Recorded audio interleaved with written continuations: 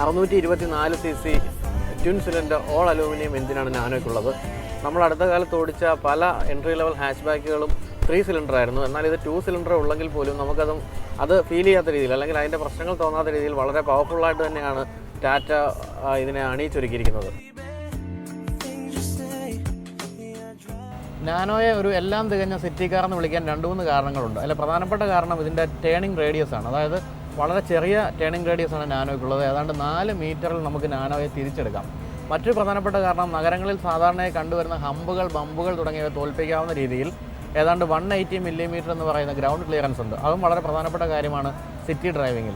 മറ്റൊരു പ്രധാനപ്പെട്ട കാരണം ഇതിൻ്റെ കുറഞ്ഞ വലിപ്പമാണ്. അതായത് നീളവും വീതിയും വളരെ കുറവായതുകൊണ്ട് തന്നെ നമുക്ക് നഗരങ്ങളിലെ ഏറ്റവും ചെറിയ റോഡുകളിൽ കൂടി പോലും കൊണ്ടുപോകാൻ സാധിക്കും. അതുപോലെ തന്നെ തിരക്കിനിടയിൽ കൂടി ഊളിയിട്ട് പോകാൻ പറ്റുന്ന രീതിയിലുള്ള ഒരു ഡിസൈനാണ് ഇതിൻ്റേത്. അങ്ങനെ ഒരു തികഞ്ഞ സിറ്റി കാർന്ന് നമുക്ക് നാനോയെ വിളിക്കാം. എന്നാൽ ഹൈവേകളിലും തീരെ മോശം പ്രകടനമല്ല നാനോയുടേത്. ഏതാണ്ട് 105 km/h ആണ് ഇതിൻ്റെ ഒരു മാക്സിമം സ്പീഡ് എന്നാകിൽ പോലും നമുക്ക് വളരെ റെസ്പോൺസീവ് ആയിട്ടുള്ള സ്റ്റിയറിംഗ് ഉണ്ട്. അതുപോലെ തന്നെ വെൽ വെയ്റ്റഡ് എന്ന് വിളിക്കാവുന്ന സ്റ്റിയറിംഗ് ആണ്.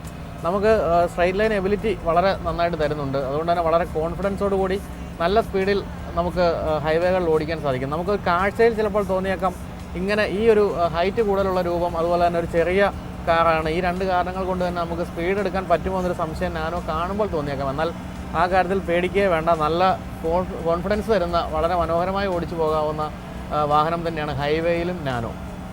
എഞ്ചിൻ പൂർണ്ണമായും അലൂമിനിയത്തിൽ നിർമ്മിച്ചിരിക്കുന്നതുകൊണ്ട് അത് വളരെ ഭാരം കുറവാണ്. ഈ വാഹനത്തിന് മൊത്തത്തിലുള്ള ഭാരം കുറവിന് ഒരു പ്രധാനപ്പെട്ട ഘടകം എഞ്ചിൻ്റെ ഭാരക്കുറവ് തന്നെയാണ്. പിന്നെ മറ്റൊരു കാര്യം പറയാവുന്നത് ഇത് റിയർ വീൽ ഡ്രൈവ് ആണ് എന്നുള്ളതാണ്. അതായത് എഞ്ചിൻ്റെ പവർ മുഴുവനും പിന്നിലെ വീലിലേക്കാണ് എഞ്ചിൻ പകർന്നു കൊടുക്കുന്നത്. അതിന് പ്രധാനപ്പെട്ട കാരണം ഇതിൻ്റെ നാനോയുടെ എഞ്ചിൻ അല്ലെങ്കിൽ ബാറ്ററി പോലെയുള്ള വെയിറ്റുള്ള ഘടകങ്ങളെല്ലാം പിൻഭാഗത്താണ് എന്നുള്ളതാണ്. അതുകൊണ്ടാണ് പിൻഭാഗത്തേക്ക് ഈ വാഹനത്തിൻ്റെ പവർ മുഴുവനും കൊടുക്കുന്ന രീതിയിലുള്ള റിയർ വീൽ ഡ്രൈവ് നാനോയ്ക്ക് കൊടുത്തിരിക്കുന്നത്.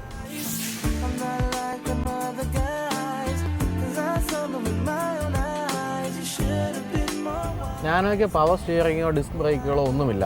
അതിൻ്റെ ഒന്നും ആവശ്യവുമില്ല. കാരണം ഇതിൻ്റെ പിൻഭാഗത്താണ് എഞ്ചിൻ ഇരിക്കുന്നത്. അല്ലെങ്കിൽ മറ്റൊരു തരത്തിൽ പറയുകയാണെങ്കിൽ ഏതാണ്ട് 60% of the weight of the vehicle എന്ന് പറയുന്നത് പിന്നിലാണ്. അതായത് ബാറ്ററിയുടെ ആയാലും എഞ്ചിൻ്റെ ആയാലും എല്ലാ ഭാരവും പിൻഭാഗത്താണ്. അതുകൊണ്ട് തന്നെ മുൻഭാഗത്ത് കൂടുതൽ ആയാസമൊന്നും വരുന്നില്ല. അതുകൊണ്ടായിരിക്കാം ഡിസ്ക് ബ്രേക്കിൻ്റെയോ അല്ലെങ്കിൽ പവർ സ്റ്റിയറിങ്ങിൻ്റെയോ ആവശ്യം വരുന്നില്ല. നമുക്ക് ടൗണുകളിൽ ഓടിക്കുമ്പോൾ വളരെ ചെറിയ വേഗതയിൽ പോകുമ്പോൾ മാത്രമേ ഒരു സ്റ്റിയറിങ്ങിൻ്റെ ഒരു ഹെവിനെസ് അനുഭവപ്പെടുന്നുള്ളൂ. അല്ലെങ്കിൽ ഏതാണ്ട് പവർ സ്റ്റിയറിംഗ് ഉള്ള വാഹനം ഓടിക്കുന്ന അതേ ഫീൽ തന്നെയാണ് നമുക്ക് നാനോ തരുന്നത്.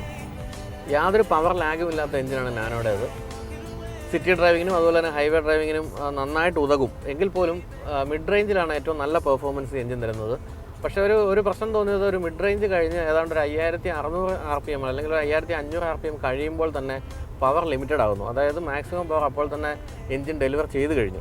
എനിക്ക് തോന്നുന്നു ഇത് മാക്സിമം മൈലേജ് അറ്റൈൻ ചെയ്യാൻ വേണ്ടി കമ്പനി ചെയ്തിരിക്കുന്ന കാര്യമാണെന്നാണ്. പക്ഷേ അതുകൊണ്ടുണ്ടായൊരു പ്രശ്നം വെച്ചാൽ നമുക്ക് ഈ ഒരു ചെറിയ ടോർക്ക് അല്ലെങ്കിൽ പവർ ബാൻഡിനുള്ളിൽ നിന്നുകൊണ്ട് നമുക്കിത് മാക്സിമം പവർ അച്ചീവ് ചെയ്യേണ്ടി വരുന്നത് കൊണ്ട് തന്നെ നമുക്ക് കുറച്ചുകൂടി നല്ല ഗിയർ ബോക്സ് അല്ലെങ്കിൽ ഒരു 5 സ്പീഡ് ഗിയർ ബോക്സ് ആകാമായിരുന്നു എന്ന് തോന്നും. നമുക്ക് ഓടിക്കുമ്പോൾ തോന്നുന്നൊരു കാര്യമാണത്.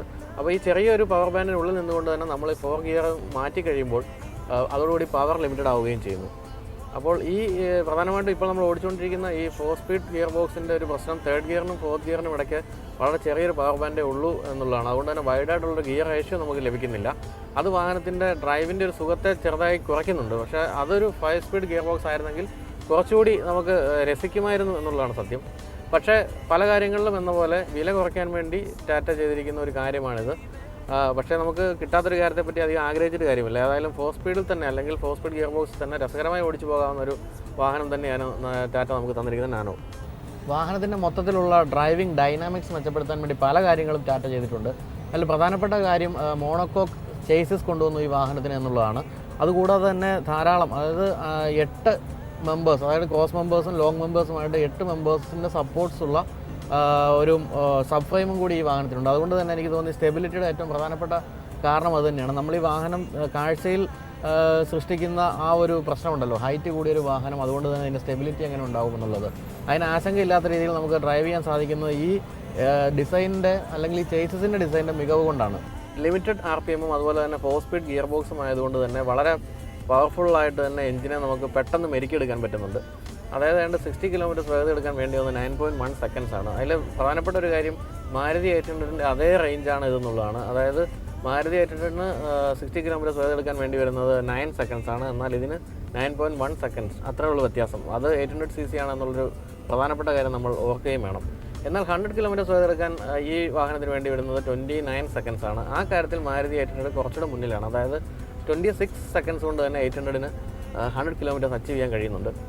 ഏതായാലും പവറിൻ്റെ കാര്യത്തിൽ ഒട്ടും മോശമല്ല ടാറ്റ നാനോ. ഈ വാഹനത്തിൻ്റെ വലിപ്പവും ഈ വാഹനത്തിൻ്റെ ഭാരക്കുറവുമാണ് ഇതിനെ ഏറ്റവും കൂടുതൽ സഹായിക്കുന്നത്, ഇത്തരത്തിലുള്ള പെർഫോമൻസിന് ഏറ്റവും കൂടുതൽ സഹായിക്കുന്നത്. എന്നാൽ മറ്റൊരു കാര്യമുള്ളത്, ഏതാണ്ട് 105 കിലോമീറ്ററാണ് ഇതിൻ്റെ മാക്സിമം സ്പീഡ്. ആ സ്പീഡ് അറ്റൈൻ ചെയ്ത് കഴിയുമ്പോൾ തന്നെ നമുക്ക് ഡാഷ്ബോർഡിലൊരു വാർണിംഗ് ലൈറ്റ് വരും.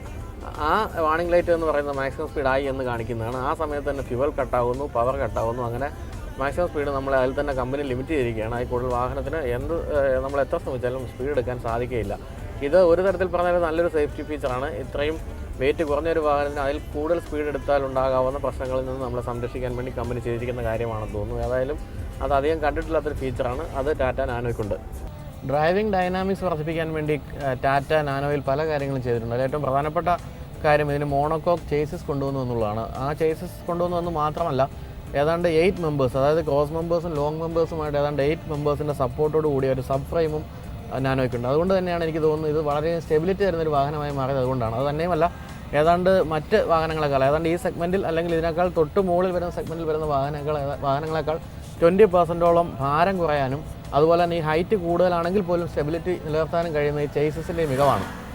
എനിക്ക് തോന്നുന്നത് ടാറ്റയുടെ വളരെ വില കൂടിയ സഫാരി പോലുള്ള വാഹനങ്ങൾക്ക് വേണ്ടി മുടക്കിയതിൽ കൂടുതൽ പണം ഇതിൻ്റെ ഗവേഷണത്തിനായി ടാറ്റ മുടക്കിയിട്ടുണ്ട് എന്നുള്ളതാണ്. അതുകൊണ്ടാണ് ഈ ഒരു ചെറിയ വാഹനത്തിൽ ഇത്രയും വളരെ സൊഫിസ്റ്റിക്കേറ്റഡ് ആയിട്ടുള്ള എഞ്ചിനീയറിംഗ് കൊണ്ടുവരാൻ ടാറ്റയ്ക്ക് സാധിച്ചത്. ആ റിസർച്ചിൻ്റെ ഒരു മികവാണ്. അങ്ങനെ എഞ്ചിനീയറിങ്ങിൻ്റെ കാര്യത്തിൽ ടാറ്റയുടെ ഏതൊരു വാഹനത്തിനേക്കാളും മുന്നിലാണ് നാനോയുടെ സ്ഥാനം. എനിക്ക് തോന്നുന്നു ടാറ്റയുടെ ഏറ്റവും കൂടുതൽ വിറ്റുപോകുന്ന മോഡലായ ഇൻഡിക്കയേക്കാളും ഓടിക്കാൻ രസകരമാണ് നാനോ എന്നുള്ളതാണ്. നാനോയ്ക്ക് പവർ സ്റ്റിയറിംഗ് ഇല്ല എന്നുള്ള കാര്യം പ്രത്യേകം ഓർക്കണം. എങ്കിൽ പോലും വളരെ രസകരമായി ഓടിച്ചു പോകാവുന്ന, ടൗണിലും അല്ലെങ്കിൽ ഹൈവേയിലും നല്ല ഡ്രൈവബിലിറ്റി തരുന്ന ഒരു വാഹനം തന്നെയാണ് നാനോ.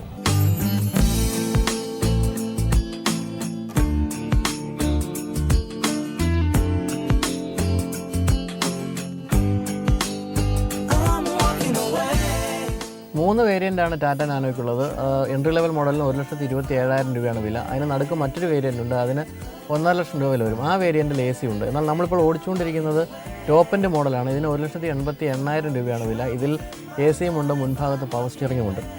നാനോ വിപണിയിൽ എത്തിക്കുന്ന സമയത്ത് ടാറ്റ വിചാരിച്ചിരുന്നിരിക്കാം ഇത് വാങ്ങിക്കുന്നത് ജീവിതത്തിൽ ആദ്യമായി വാഹനം വാങ്ങിക്കുന്നവരായിരിക്കും എന്നാണ്. എന്നാൽ എനിക്ക് തോന്നുന്നു അങ്ങനെയല്ല ഇപ്പോൾ സംഭവിച്ചിരിക്കുന്നത്. ഇപ്പോൾ അധികവും വീട്ടിൽ ഒരു വാഹനമുള്ളവർ അല്ലെങ്കിൽ ഒരു കാർ ഉള്ളവർ തന്നെ സെക്കൻഡ് കാർ എന്നുള്ള നിലയ്ക്കാണ് ഇപ്പോൾ നാനോ വാങ്ങിച്ചുകൊണ്ടിരിക്കുന്നത്. അതുകൊണ്ട് തന്നെ എനിക്ക് തോന്നുന്നില്ല ടാറ്റ വിചാരിച്ചിരുന്ന രീതിയിലേക്ക്, അതായത് ജീവിതത്തിൽ ആദ്യമായി ഒരാൾ കാർ വാങ്ങിക്കുമ്പോൾ അത് സാധാരണ ചിന്തിച്ചുകൊണ്ടിരുന്നത് മാരുതി 800നെ പറ്റിയാണ്. അത് മാറി ടാറ്റ നാനോയെ പറ്റി ചിന്തിക്കുമെന്നൊരു തോന്നൽ ടാറ്റയ്ക്ക് ഉണ്ടായിരുന്നെങ്കിൽ അത് നടന്നില്ല എന്നാണ് എനിക്ക് തോന്നുന്നത്. ഏതായാലും ആ തരത്തിൽ ചിന്തിക്കേണ്ട കാലമായിരിക്കുന്നു. കാരണം മാരുതി 800 പലപ്പോഴും എമിഷൻ നോംസ് കാരണം പല സിറ്റികളിലും കിട്ടാത്തൊരു സാഹചര്യത്തിൽ തീർച്ചയായും നമുക്ക് ജീവിതത്തിൽ ആദ്യത്തെ കാർ എന്നുള്ള നിലയ്ക്ക് ചിന്തിക്കാവുന്ന വാഹനം തന്നെയാണ് ടാറ്റ നാനോ. നല്ല ഡ്രൈവബിലിറ്റി ഉണ്ട്, നല്ല ഇൻറ്റീരിയർ കംഫർട്ട്സ് ഉണ്ട്, അതുപോലെ തന്നെ നല്ല ഇൻറ്റീരിയർ ക്വാളിറ്റിയും ഉണ്ട്. തന്നെയുമല്ല, ഈ സീറ്റിംഗ് പൊസിഷൻ എനിക്ക് തോന്നുന്നു മറ്റ് പല വാഹനങ്ങൾക്കും മിസ് ചെയ്യുന്ന അത്ര ഉയരമുള്ള ഒരു നല്ല സീറ്റിംഗ് പൊസിഷനുമാണ്. അതുകൊണ്ട് തന്നെ ജീവിതത്തിൽ ആദ്യമായി വാഹനം വാങ്ങിക്കുന്നവർക്ക് തീർച്ചയായും നാനോയെപ്പറ്റി ചിന്തിക്കാം. അതുപോലെ തന്നെ വീട്ടിൽ മറ്റൊരു വാഹനമുള്ളവർക്ക് ഒരു സെക്കൻഡ് കാർ എന്നുള്ള നിലയ്ക്കും നാനോയെപ്പറ്റി ചിന്തിക്കാം.